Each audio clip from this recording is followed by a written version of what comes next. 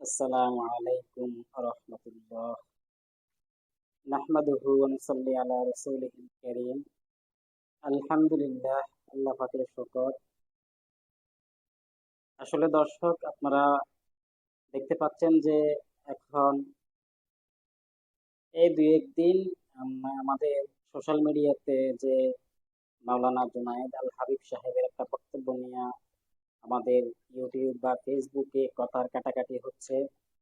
আসলে বিষয়টা কি? বিষয়টা হচ্ছে যে জুনাইদ আল হাবিব সাহেব যে বক্তব্য রাখছেন, ওই বক্তব্যে বলছেন উনি যে হেফাজতে ইসলামের কোন কমিটিতে, ইসলামী আন্দোলন বাংলাদেশের পক্ষ থেকে কোনো লোককে কমিটিতে রাখা যাবে না।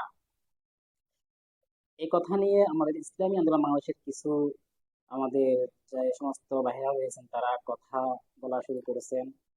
আসলে জুনাইদ আল হাবিব সাহেব বলছেন যে ইসলামী আন্দোলনের কাউকে তাদের হেফাজতে ইসলামের কোথাও রাখা, কমিটিতে রাখা যাবে না। একটা আন্ডা বদা কাউকে রাখবে না। আসলে আমরা আপনাদেরকে বলবো, ভাই শুনেন, ইসলামী আন্দোলন বাংলাদেশের কাউকে আপনাদের কমিটিতে না রাখা বা রাখেন নাই, আলহামদুলিল্লাহ, আল্লাহ তাআলার শুকর।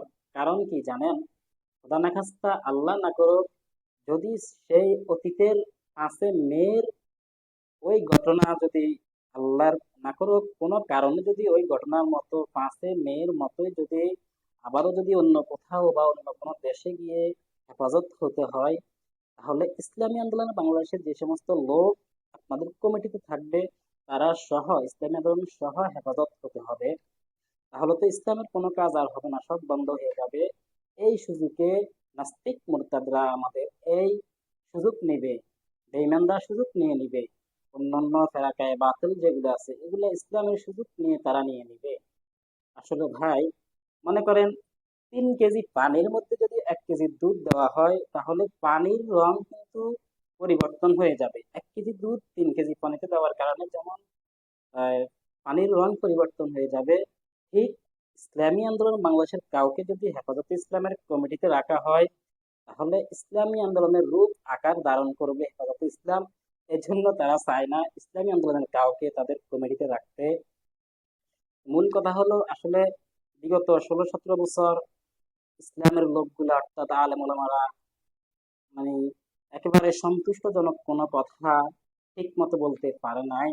এখন কিন্তু আমাদের একটা সুবর্ণ যে সুযোগ হাতে এসেছে, সমস্ত ওলামায়ে কেরাম যদি ঐক্যবদ্ধ হন, তাহলে ঐক্যবদ্ধ হয়ে কাজ করলে ইনশাআল্লাহ ইসলামের বিজয় হবেই।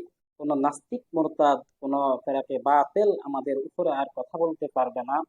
তাহলে আজকে দেখতেছেন আপনারা যে কারা ঐক্য হতে চায় আর কারা ঐক্য হতে চায় না, এখানে একটা বুঝার ব্যাপার আছে যে ইসলামী আন্দোলন বাংলাদেশ কখনো চায় না যে ঐক্য বিচ্ছিন্ন হয়ে যাক, কিন্তু ইসলামী আন্দোলন বাংলাদেশ চাচ্ছে যে আমরা ঐক্য হই, আমরা সবাই ঐক্য হই। কিন্তু কারা আজকে ঐক্য হতে চাচ্ছে, জাতি প্রমাণ সহ দেখছেন যে কারা ঐক্য হতে চাচ্ছে না। আসলে ভাই, এই ঐক্যর ভিতরে আপনি কিন্তু আপনারা যে বিশৃঙ্খলা সৃষ্টি করেছেন, এটা কিন্তু ঠিক হয় নাই। এই দেখা দেখি বাইরের মানুষগুলো আমাদেরকে বলবে যে আসলে